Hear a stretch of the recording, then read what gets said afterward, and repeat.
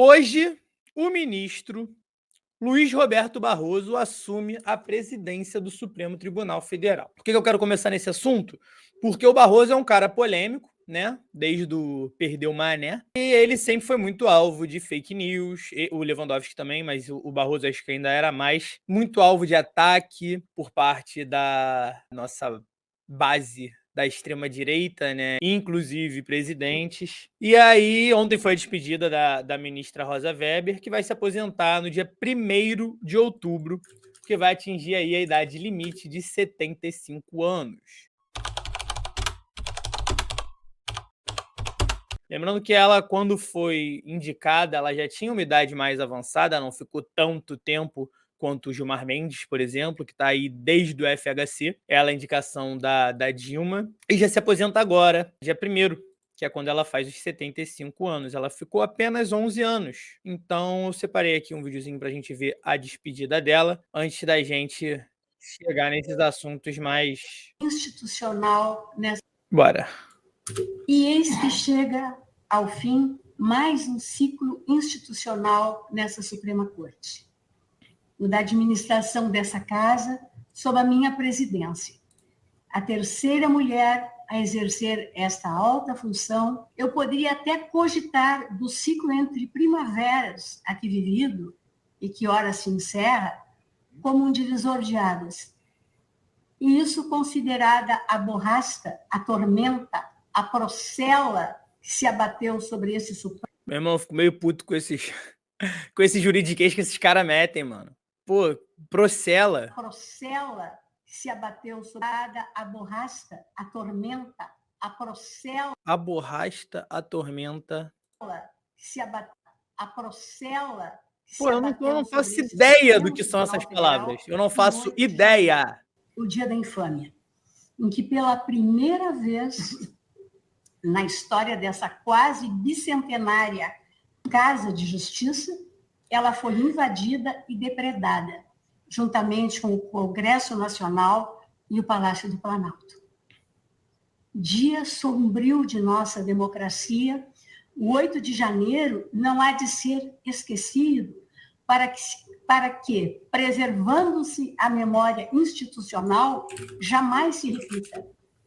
Mas também o 8 de janeiro há de ser sempre lembrado, é a outra face da moeda, como propulsor do fortalecimento do nosso Estado democrático de direito, em um renovar de energias diante da união e resposta imediata e firme dos poderes constituídos e da sociedade civil à vilania praticada e na contramão do que pretendera aquela horda hostil.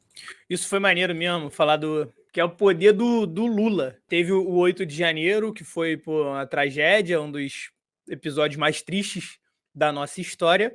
E, cara, no dia 9, o Lula conseguiu reunir o Supremo, representantes do Congresso, todos os governadores e desfilou ali na Praça dos Três Poderes, né? O que mostra, foi um ato bonito, porque mostra a unidade da República Federativa, porém vem de um revés muito feio, né? Que foi tudo que aconteceu e tudo isso que acabou acontecendo, que a gente herdou do bolsonarismo. A gente pegou o hábito, aprofundou mais o hábito cultural que a gente já tinha de atacar as instituições e vender soluções muito simples para problemas muito complexos. Pô, o Bolsonaro é marcado por esses bordões, né? O famoso acabar com tudo isso que tá aí, é isso.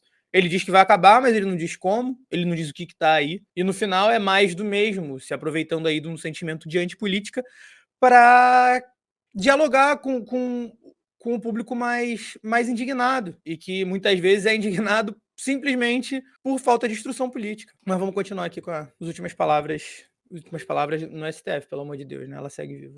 A resistência, a resiliência e a solidariedade ficaram estampadas na metáfora da travessia da Praça dos Três Poderes, do Planalto ao Supremo, o mais atingido pelo vilanismo. Eu tô rindo do comentário do Raul, cara. Não dá pra transmitir. Aí o Raul fica bolado que a gente não transmite os comentários dele. Olha o que o cara fala. Todos nós, simbolicamente, de mãos dadas, desviando das pedras, dos cacos de vidro, dos cartuchos de balas de borracha que abarrotavam o chão da praça. Inabalada repetirei sempre.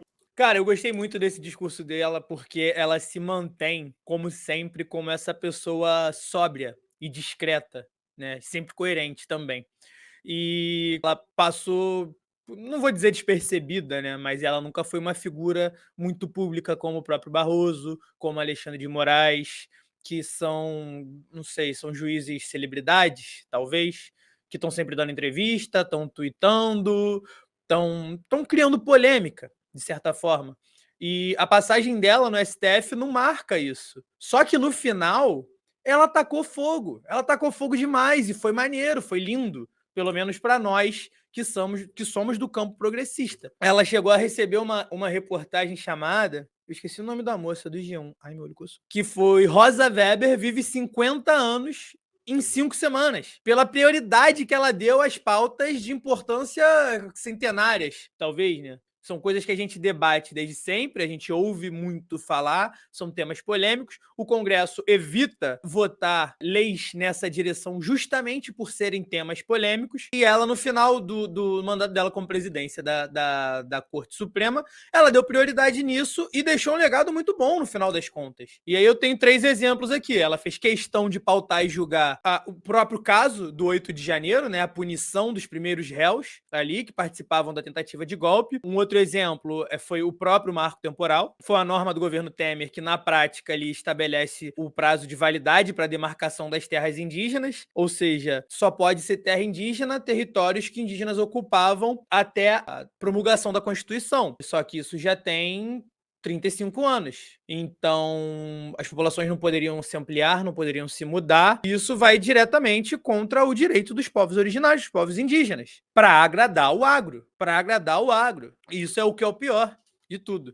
E um outro exemplo de pauta que ela botou no final aí, e foi é a mais polêmica de todas por se tratar, porque entra muito em conflito com religião e tudo mais, foi a descriminalização do aborto até o 3º mês de gestação, a 12ª semana. E ela registrou ali seu entendimento a respeito de um tema que ela entende como determinante para a saúde da mulher. Ela deixou ali a marca dela no assunto, uma pauta que se trata do direito da mulher, e ela sabia que provavelmente, é quase certo, ela vai ser sucedida por um ministro homem, não na presidência, e sim para o cargo do Supremo mesmo. Aí vem o Lula e fala que diz que raça e gênero não é critério para indicação, e eu acho que deveria ser sim. Por exemplo, o STF está debatendo aí a pauta direito reprodutivo das mulheres, no caso da descriminalização do aborto. E agora o STF só tem uma mulher na Corte Suprema. Um outro exemplo, o próprio marco temporal. Estamos perpetuando o costume de 500 anos de Brasil, já, que é de homens brancos, cara pálida, julgando o direito dos povos indígenas.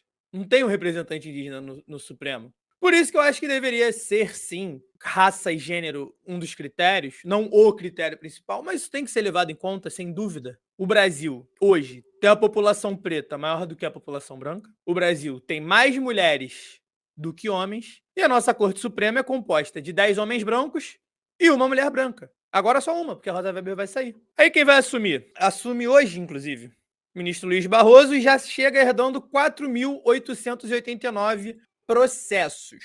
Tem trabalho aí para ele. Só que eu acho que o real trabalho dele não está aí. Vamos falar um pouquinho do Congresso. Hoje a gente está com um Congresso mais extremista do que nunca. E o Congresso e o STF estão numa longa queda de braço aí já tem um tempo. Lembra que eu falei da tese do marco temporal que foi reprovada no Supremo? Ontem mesmo o Senado aprovou um projeto que cria o marco temporal para a demarcação das terras, indo na contramão do que disse o Supremo. Como o Senado aprovou a lei, vai para a mão do presidente Lula se ele vai sancionar ou se ele vai vetar. Eu acho que o Lula veta. Só que o Congresso ainda pode derrubar o veto. E seria muito incoerência do Lula se ele não vetar isso. Tudo que ele está fazendo lá fora, discursando em nome da sustentabilidade, da agenda verde, e tudo isso que está trazendo investimento pra cacete pro Brasil. Então eu acho que ele veta a tese do marco temporal proposta pelo Congresso. E aí, se ele vetar, o que acontece? O Congresso pode derrubar o veto, tá, e aí? Sempre tem o e aí, volta para o STF. O STF vai definir se a lei é válida ou não. Sendo que já tem o precedente do STF que foi barrado. barraram o marco temporal na semana passada. Então, no caso, eles vão ter que verificar e rever o posicionamento deles. Então, o desafio do Barroso é diminuir esses atritos entre o Congresso e o STF. O marco temporal não é o único tema que incomoda o Congresso. Lembrando, estamos com um Congresso mais conservador que a gente já teve. E outras decisões do Supremo, que foi praticamente tudo que eu disse agora que a Weber fez de bom, entra em atrito direto com esse Congresso quase neopentecostal que a gente tem hoje, né? Tudo em nome de Deus, tudo em nome da família, e foda-se o Estado laico. E aí os outros votos da ministra, tanto quanto a descriminalização do aborto e a discussão da descriminalização da porte de cannabis para consumo próprio, também está gerando uma forte reação do Congresso Nacional. Aí o Congresso vai acusar o Supremo de legislar. Eu discordo, em parte. Porque o nosso Supremo, realmente, é o que mais julga no mundo, em números absolutos. É o que mais trabalha. E com isso, ele acaba criando jurisprudência para certos casos, para diminuir o número de processos que chegam à Suprema Corte. Imagina quantos casos não devem chegar à Suprema Corte de uma pessoa que foi presa por causa de um único baseado. E aí vai recorrendo, chega no Supremo, os caras olham e falam, porra, mais um preto pegando cadeia por causa de um baseado. Aí chega os caras, depois de tantas determinações dele, vira jurisprudência. Fala, pô, não tem mais porquê, não tem como isso. E aí entra em conflito com o Congresso, porque o Congresso vai falar, mas eu não aprovei essa lei. Então, justamente por não ter definição do Congresso, o STF acaba fazendo o trabalho do Congresso. Porque o Congresso não faz o trabalho do Congresso. E a gente tá cheio de parlamentar conservador que só sabe atacar o direito do outro.